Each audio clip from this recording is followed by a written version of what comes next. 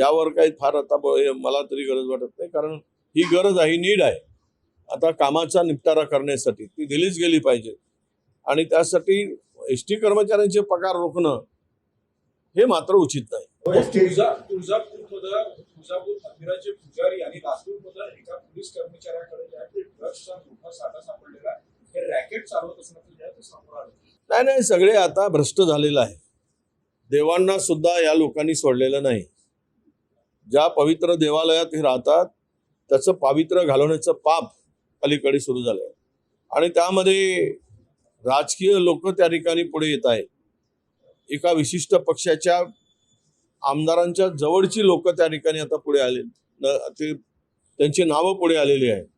मंदिरातला पुजारी याच्यावर आता विश्वास कसा ठेवायचा? आम्ही सर्वच पुजारी म्हणत नाही, परंतु ज्या पुजाऱ्यांनी हे पाप केलं किंवा तो पकडला गेला असेल, तो आरोपी असेल, तर त्याला देवालयाच्या दरवाजात नेऊन फटके मारणार का? सांगतो ना, बाकीचे मंत्री ओरडत असतात. आमचं जर पावित्र्य, आमच्या धार्मिक भावनाला ठेच पोहोचत असेल पुजारी, तर तो पुजाऱ्याला कोणत्याही परिस्थितीत सोडता कामा नये. त्याला पहिल्यांदा तर सबक शिकवलं पाहिजे आणि मेसेज दिला पाहिजे की मंदिरामध्ये देवाची पूजा करून धार्मिक भावनेशी, लोकांच्या भावनेशी खेळतो, त्यामुळे त्याला फटके देणं हे पुण्याचं काम होईल आणि जो फटके मारेल त्याला अतिपुण्य लाभेल. अशी जर नालायक प्रवृत्तीला ठेचायचं असेल तर 26-11 जो मास्टरमाइंड होता, आता ते आणू देत, आनंद आहे. मास्टर माइंडला आणतायत. काल आमच्या प्रणितींनी बोललं, काल किंवा वर्षाताईंनी, आज जर तुम्ही राणाला आणताय, तर मग त्या दाऊदला का आणलं नाही? तो तर जवळ बसला आहे पाकिस्तानात. ती हिंमत का दाखवत नाही? त्यालाही घेऊन या, कारण या बॉम्बस्फोट घडवण्यामध्ये मास्टर माइंड जो तरी असला तरी त्याची जबाबदारी कोणावर आहे हे सगळ्यांना माहीत आहे. जबाबदारी कोणी स्वीकारली होती हेही माहीत आहे. त्यामुळे आता निवडणुकीच्या तोंडावर आणून महानगरपालिकेच्या याचा राजकारण करू नये. देशद्रोही आहे. त्या देशामध्ये त्यांनी जे बॉम्बस्फोट घडवून आणलाय त्याला आणून त्याला फाशी दिली पाहिजे आणि त्याचं राजकारण करता कामा नये. कारण राजकारण करून पुन्हा मताची पोळी शेकली जाईल. हिंदू मुस्लिम करून हमने बहुत कुछ किया. 15 वर्ष झालेत त्या तरुण राणाला आणायसाठी. 15 वर्ष का लागलेत याचं उत्तर कोण देणार? बरोबर आता कॉर्पोरेशनच्या निवडणुकीच्या तोंडावर स्थानिक स्वराज्य संस्थांच्या आणून त्याचा मुंबईमध्ये उपयोग करतील आणि त्याच्यावर निवडणुका जिंकण्याचा प्रयत्न करतील. म्हणजे यांना कारणं शोधतात. हे कामामुळे, विकासामुळे आणि उत्तम सरकार प्रशासन म्हणून जिंकत नाहीत, तर हे जुमलेबाजी करून पुन्हा निवडणुका जिंकतात, हे सिद्ध होईल. पुण्यातील किनाऱ्यात मंगेशकर रुग्णालयाने गरिबांसाठी असलेला 30 कोटींचा निधी वापरलाच नाही पाहिजे. धर्मादाय आयुक्तांच्या चौकशीत हे माहिती समोर आली. कसलं ते मंगेशकर कुटुंब? हे लुटारूंची टोळी. ते कोणी कधी दान केल्याचं पाहिलंय? त्या मंगेशकर फॅमिलीनी केवळ गाणं चांगलं गायलं म्हणून सगळ्यांनी मिरवलं. लता दिदी, आशा दिदी, हे दिदी, ते दिदी.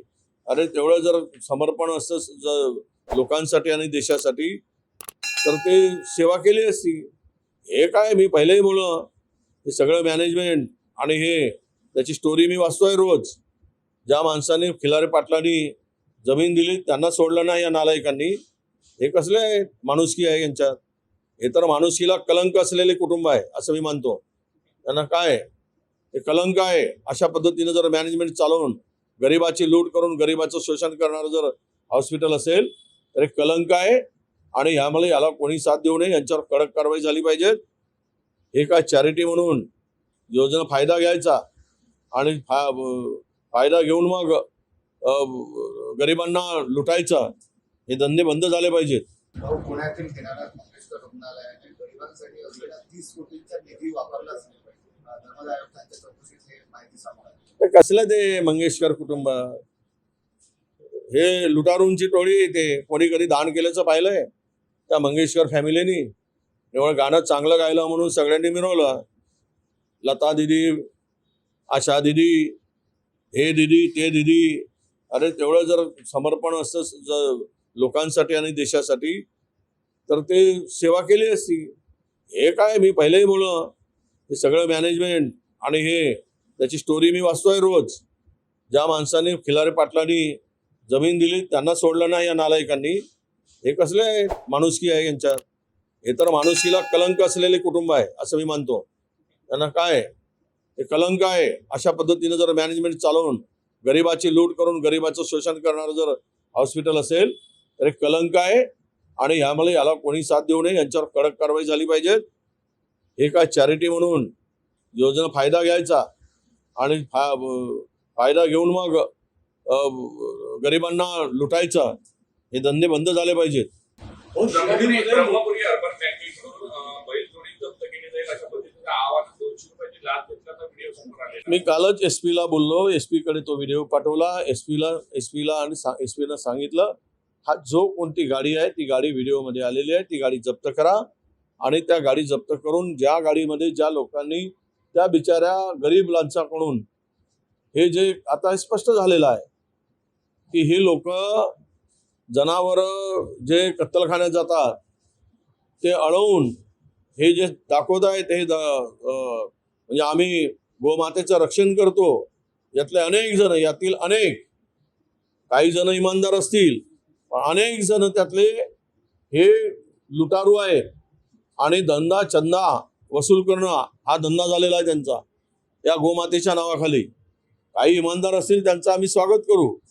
पण कालची घटना, तो दुपट्टा घालून, सेंद्री दुपट्टा घालून ज्या भाषेत आणि ज्या पद्धतीने तो धमकावत होता, त्यावरून ही लुटारूंची टोळी आहे हे आता स्पष्ट झालेलं आहे.